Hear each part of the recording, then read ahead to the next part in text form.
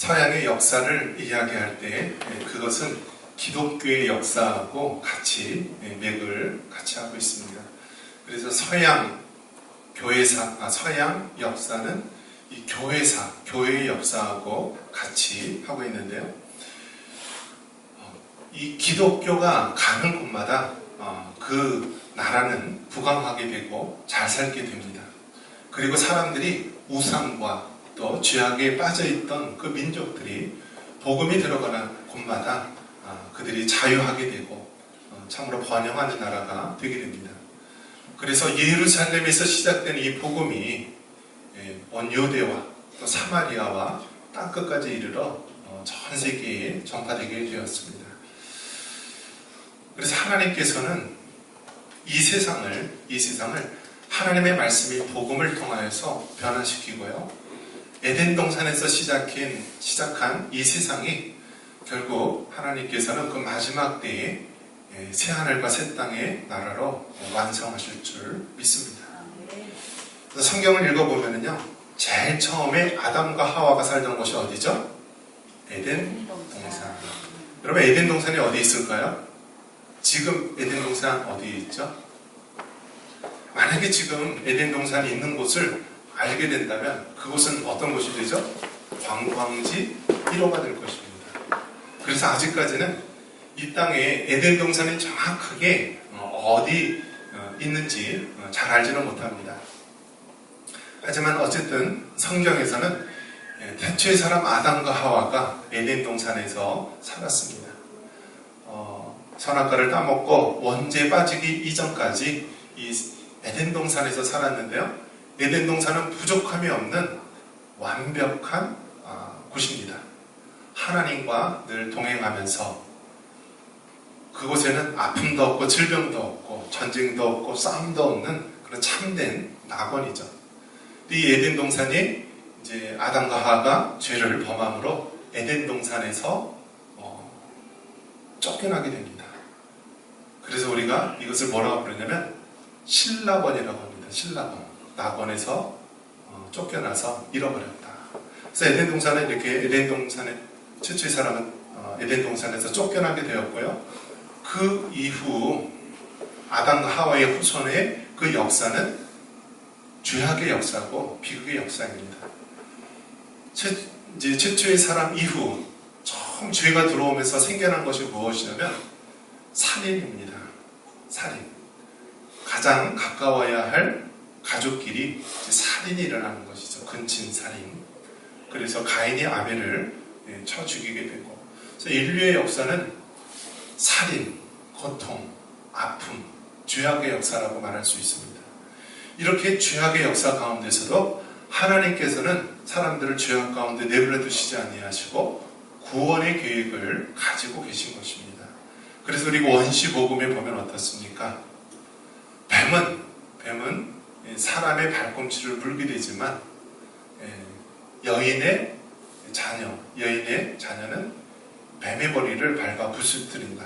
결국 사단이 잠깐은 이기는 것처럼 보이지만 궁극적으로 하나님께서 승리하신다라고 되어 있습니다.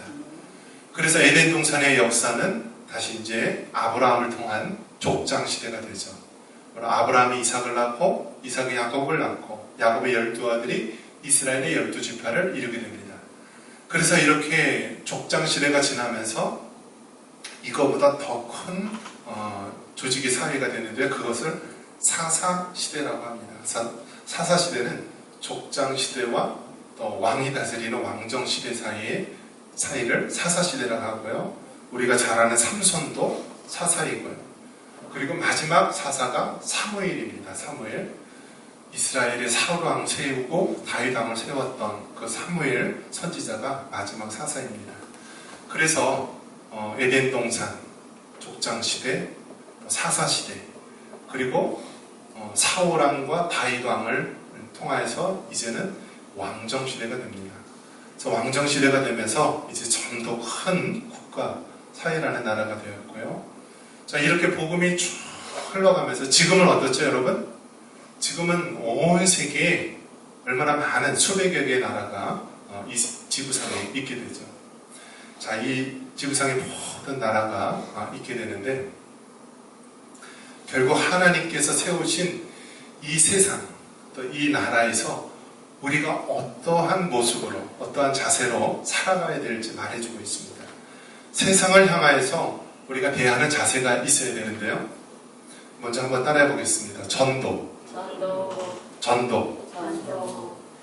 전도란 말은 도를 전하다. 즉, 참 진리되고 생명이 되신 복음을 전하는 것을 전도라고 하는 것입니다.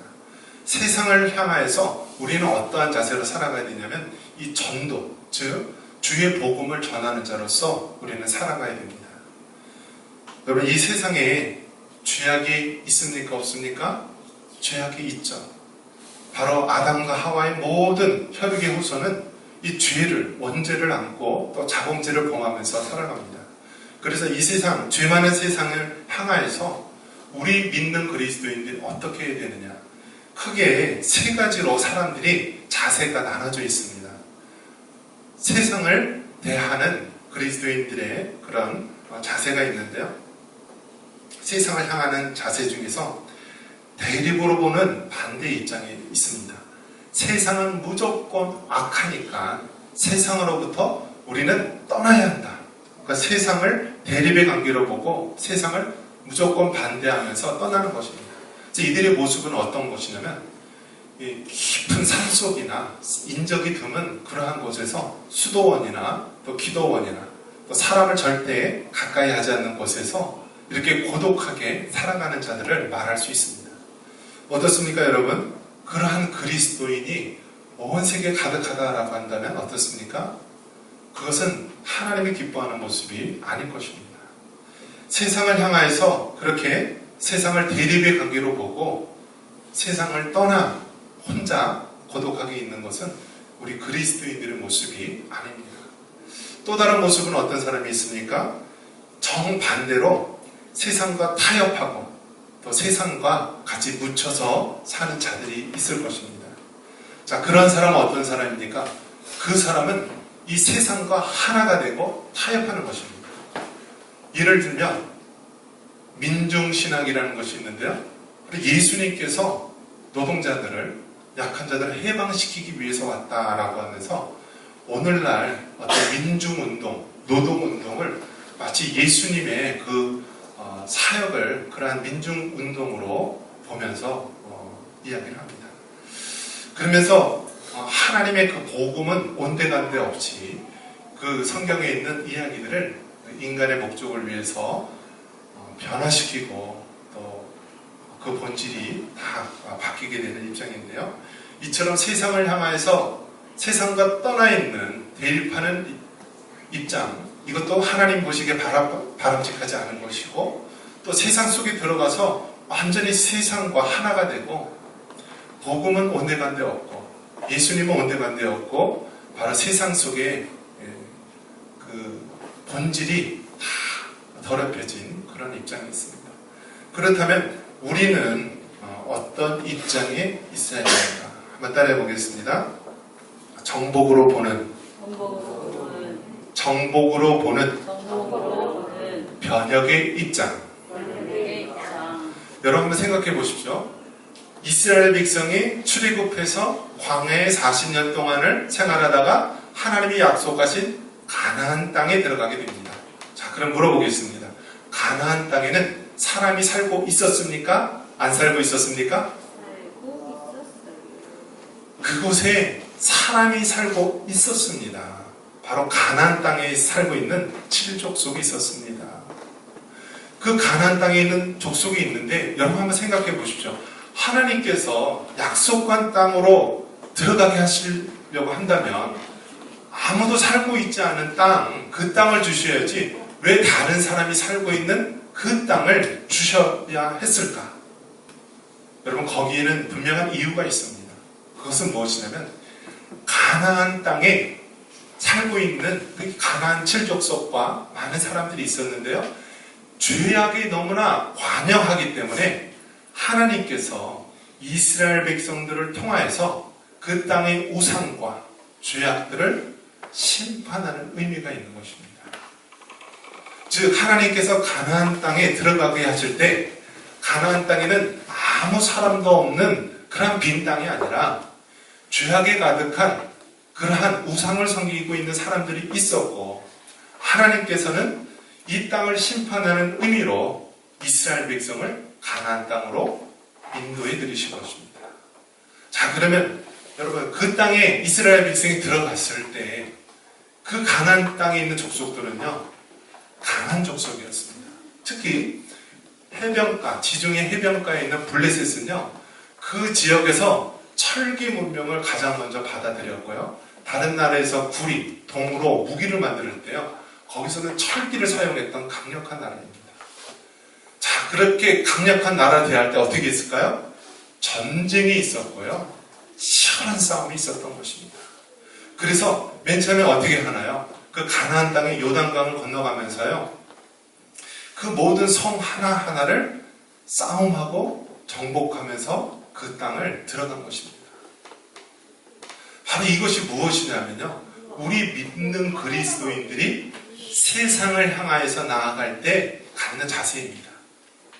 우리 그리스도인들이 세상을 향하여 나아갈 때 마침 이스라엘 백성이 우상에 가득한 가나안 땅에 전쟁을 통하여 정복을 하듯이요, 우리 그리스도인들은 복음으로 무장해서 이 세상을 변혁시키는 자로 살아가야 된다는 것입니다. 자, 그래서 여러분, 우리 그리스도인들을 별명이 있어요. 별명. 우리 그리스도인들의 별명이 무엇이에요? 프로테스탄트. 우리 개신교를 프로테스탄트라고 하는데요, 프로테스탄트가 무엇이냐면 저항하다라는 거예요. 저항하다. 즉 세상의 죄악에 저항하고요, 우상하기에 저항하는 거고, 잘못된 것에 저항하는 거예요. 그래서 우리 그리스도인들은요, 세상 한가운데 들어가서 그것의 잘못된 문화, 죄악된 문화, 우상에 가득한 그 잘못된 문화를 변혁시켜 나가고 새롭게 개혁을 시켜 나가는 것입니다. 그래서 여러분, 우리 그리스도인은 교회에서만 이루어지는 것이 아니라, 교회는 세상으로부터 택함을 받은 사람들의 모임이기도 하지만 또 세상을 향하여 복음을 들고 나가는 사람이기도 합니다. 그래서 우리 그리스도인들은요, 주의 복음을 들고 이 복음을 가지고 이 세상을 향하여 나아가서 우리의 사회와 나라와 이 세상을 주의 복음으로 변혁시키는 그런 사명을 가진 것입니다. 그래서 우리 그리스도인, 이 세상을 변혁시켜 나가는 그리스도인들은 어떤 자세로 살아가야 되냐면, 여러분, 사과가 하나 있다고 생각해 보십시오. 사과가 있는데 사과에 벌레가 먹어서 이렇게 있어요. 그럼 여러분 어떻게 하겠어요? 사과를 먹으려고 하는데 사과에 벌레가 한쪽에 이렇게 먹었어요. 우리 상가 집사님 어떻게 하겠어요? 벌레 먹은 사과 한쪽을 이렇게 돌려서 이렇게 하겠다. 이게 벌레 먹은 사과를 이렇게 도려내는 것은 세상을 향하여서 이제 뭐죠? 죄악된 것을 없애고 마치 기도원이나 수도원에 혼자 있는 사람처럼 살아가는 모습하고 비교할 수가 있는데요. 세상을 변혁시켜 나가는 그리스도의 입장은요, 어떻게 얘기를 하냐면 벌레 먹은 사과를 완전히 씹어 먹어서 그거를 소화시키는 거예요. 여러분, 예전에 복숭아 여러분 먹던 기억나세요? 복숭아 벌레 먹은 사과를 일부러 불 꺼놓고 먹었다라고 합니다. 그래서 복숭아도 먹고 그 안에 있는 벌레라도 그냥 단백질, 영양가다 그냥 씹어서 먹어서 소화를 시킨다라고 합니다. 좀 비유가 어떨지 모르겠지만 세상을 변혁시키는 그리스도인이 이러한 자세로 세상을 변혁시켜서 새롭게 한다는 거예요. 벌레 먹은 사과를 할지라도 그것을 완전히 먹어서 그냥 소화를 시켜서 세상을 바꿔나가는 그런 자세로 살아가는 것이라고 하는 것입니다. 그래서 여러분, 모든 곳에 그리스도의 복음이 들어간 곳에는 세상이 바뀌게 됩니다. 여러분 생각해 보십시오. 세계에서 가장 시기를 잘 만드는 나라가 어디죠? 스위스죠. 그래서 지금은요, 스위스 시계를요, 재산을 만들기 위해서 시계를 산다라고 합니다. 그래서 그 시계 하나가요, 뭐 수천만 원에서 뭐 수억 원까지 하는 어마어마한 명품 시계가 있는데요. 그 시계가 왜 스위스라고 하는 나라에서 그렇게 명품의 시계로 나오게 되었는가? 그것은 왜 그러냐면 영국이나 프랑스나 유럽에 있던 기독교인들이 박해를 받자 그들이 어디로 갔냐면요, 신앙의 자유를 찾아서 스위스라든지 네덜란드, 화란이라든지 이러한 북유럽으로 이주를 하게 됩니다.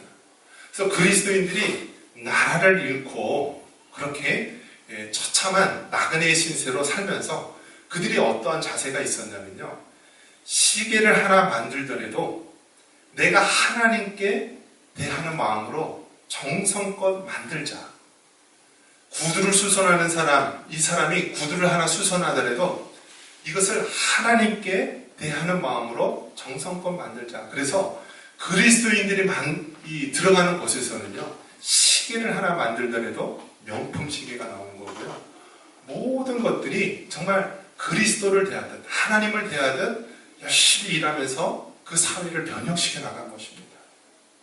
그래서 여러분, 복음이 들어가고 바로 이 하나님의 말씀이 들어간 곳마다 이 사회가 변혁시켜 나가고 발전시켜 나간 것입니다. 여러분, 우리나라는 언제 복음이 들어왔습니까?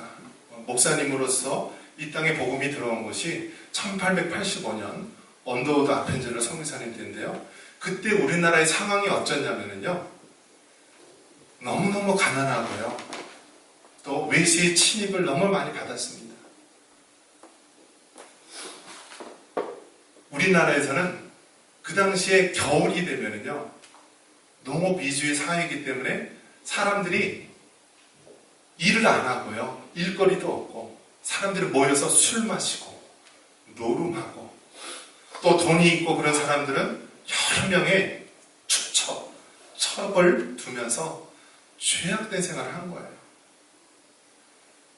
신분 간의 차별이 있었고요, 양반과 상노, 또 남녀노소의 차별이 있어서요, 또 여자들은 교육의 기회조차 없었던 그런 시대입니다. 그래서 여러분, 우리나라에 왜 여자 고등학교, 여자 대학교가 왜 생겨났습니까? 여성들에게 교육의 기회를 주지 않으니까 기독교가 들어왔을 때 여성들만을 따로 교육시키기 위해서 여고가 생겨나고요, 여자 대학이 생겨납니다. 다 이화여제, 이화여대라든지 뭐 숙대라든지 다 이러한 것들이 복음이 들어오면서 그렇게 생겨난 것입니다. 이처럼 하나님의 복음이 들어오면요, 그 사회가 변혁이 되는 거예요. 그래서 우리 그리스도인들은 세상을 향한 자세, 어떠한 자세로 살아가야 되느냐? 세상에서 수도원과 같이 그냥 저 산 깊은 곳으로, 사람이 없는 곳으로 숨어 들어가는 자세도 잘못된 것이요, 또 복음의 본질을 잃고 세상과 동화되어서 그렇게 죄악 가운데 물들어서 사는 것도 잘못된 것이고, 우리 그리스도인들은 세상을 변혁시키는 그러한 그리스도인으로 살아가야 됩니다. 자, 그러면 남한과 북한의 우리나라를 한번 보겠습니다. 자, 북한은 어떤 나라죠, 여러분? 북한은 사회주의, 공산주의 나라입니다. 그래서 공산주의 나라는 무엇인가요? 공산주의 기본적인 사상이 뭐냐면 유물론입니다. 유물론. 그래서 모든 세상은 물질로 이루어진 것이고 신의 존재를 부인합니다. 그래서 종교는 아편이다라고 하면서 이 공산주의 사회주의 나라에서는 이 기독교를 가장 박해하게 됩니다. 자, 북한은 저렇게 사회주의 공산주의로 죄악된 나라가 있고요, 성경책을 가지고 있다는 이유로 죽음을 각오해야 되고요, 이 정치범 수용소에 들어가게 됩니다. 자, 반면에 우리 남한의 나라는 어떤가요? 남한의 나라? 완벽한 나라인가요? 정말 이 남한이란 대한민국이라는 나라가 정말 하나님이 정말 기뻐하시는 그런 나라의 모습입니까? 오늘날 우리 남한의 나라는요, 위기 가운데 있는 나라의 모습입니다. 여러분, 천민자본주의라고 아세요? 천민자본주의. 가난한 사람이 여러분 갑자기 돈이 생기면 어떻게 되죠? 이거는 뭐 그 주위에 있는 사람을 엄청나게 힘들게 하는 것입니다. 우리나라가 1960년도, 70년도만 해도 지독히 가난해가지고요. 우리도 한번 잘 살아보세요 라면서 새마을 운동을 시작했죠. 그런데 그냥 수십 년 만에 우리나라가 월등하게 경제적인 부가 모이게 되자 완전히 천민 자본주의가 된 것입니다. 그래서 돈이면 뭐든지 다 할 수 있다라고 하고요. 이 천박스러운 그런 모습을 가지고 있는 것입니다. 미국이라든지 그런 서부에 있는 그런 부자들, 우리가 흔히 생각하는 그러한 부자들은 어떻게 하냐면 철저하게 기부 문화를 합니다. 기부 문화. 그래서 뭐 나라를 위해서, 교육을 위해서, 또 뭐 고아원이나 어려운 사람들을 위해서 기부 문화를 많이 발달하고요. 이 잘 사는 사람, 또 부한 사람은 그만큼 사회적으로 그만한 영향력을 행사하면서 선을 행하게 되는데요. 우리나라에서는 이 천박한 모습으로 갑자기 돈을 옮겨졌기 때문에 이러한 모습으로 잘못된 그러한 사회, 그래서 우리나라 남한 사회를 천민자본주의라고 비난을 하기도 합니다. 자, 그렇다면 우리 그리스도인들은 앞으로 통일한국을 맞이해서 어떻게 해야 되겠습니까? 저 북한에 기독교를 말살하고 있는 사회주의, 자본주의 같은 그러한 사회로 되어야 되겠습니까? 아니면 돈이면 모든 것을 다 할 수 있다라고 하는 이 천민자본주의 모습으로 살아야 되겠습니까? 우리는 그렇지 않다라는 것입니다. 우리는 그리스도인들은 이 세상을 복음을 가지고 변혁시켜야 되는 역할을 해야 합니다. 한번 따라해 보겠습니다. 복음으로 이 세상을 변혁시키자. 할렐루야. 그래서 여러분, 하나님께서는 우리나라를 향한 놀라운 계획이 있는데요. 구약에는 이스라엘 백성을 사용하셨고, 또 중세 때는 유럽 나라와 또 미국을 사용하셨던 하나님. 세상 마지막 때에는 이 대한민국, 우리 한민족 나라를 사용하실 줄 믿습니다. 그래서 여러분, 우리는 북한의 사회주의, 공산주의에 물들어서도 안 되고요. 또 남한의 천민 자본주의에 물들어서도 안 되고, 복음을 붙잡고 이 세상을 변혁시켜 나가야 됩니다. 여러분, 한국 교회의 특징이 있습니다. 우리 한민족 교회의 특징이 있는데요. 남한에서는 무엇을 잘하죠? 남한에서 제일 시골에 있는 조그만 교회, 성도들이 몇 명 없는 교회라도요, 무엇을 하냐면 선교를 합니다. 선교. 그래서 남한에 있는 교회는 선교의 영성이 있어요. 선교의 영성. 북한에 있는 교회는 무엇이 있을까요? 북한에도 교회가 있어요. 공식적으로는 교회가 없고 지하교회, 비밀스럽게 복음을, 신앙을 지키고 있는 교회들이 있는데요. 북한에 있는 지하교회는 무슨 영성이 있을까요? 순교의 영성이 있습니다. 그래서 북한에서 예수님을 믿고 기독교인이 된다라고 하는 것은 순교의 마음을 가지고 신앙을 지키는 거예요. 그래서 북한에 있는 교회의 영성은 순교의 영성입니다. 그 다음에 전 세계 수백여 나라에 흩어져 있는 디아스포라 교회, 즉 한인들 교회는 어떠한 영성이 있죠? 한인들은 가면은요, 두세 사람만 모이면 교회를 세운다라고 해요. 교회를. 그래서 무슨 영성이 있어요? 개척의 영성이 있다라고 합니다. 그래서 하나님께서는 마지막 때 남한의 선교의 영성, 북한의 순교의 영성, 또 열방에 흩어져 있는 디아스포라 교회의 개척의 영성을 통하여 지금 복음이 들어가지 않는 공산주의권과 이슬람권과 그러한 복음의 황무지에 하나님께서 사용하실 줄 믿습니다. 여러분 생각해 보십시오. 북한이라는 나라는요, 한때는 동방의 예루살렘이라고 할 정도로 기독교의 부흥을 이루었던 곳입니다.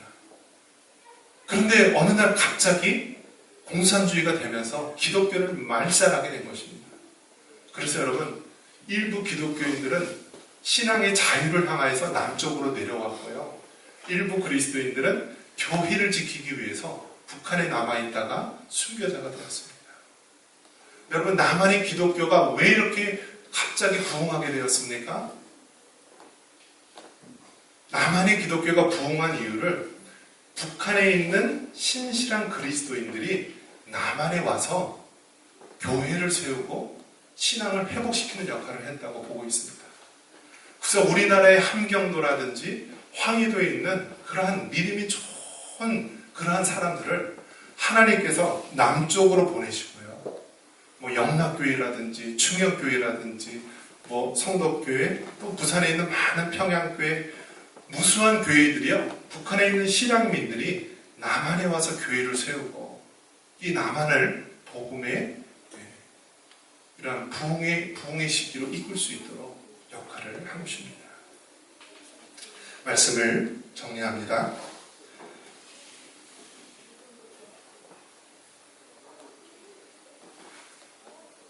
하나님께서는 전도를 통하여서 우리가 세상에 대한 자세를 어떻게 가져야 되는지 말씀하고 있습니다. 우리는 세상을 외면하고 세상을 떠나 사람이 없는 곳에 있는 그런 자가 되어서는 안 됩니다. 또한 복음의 본질을 잃고 세상과 동화가 되어서도 안 됩니다.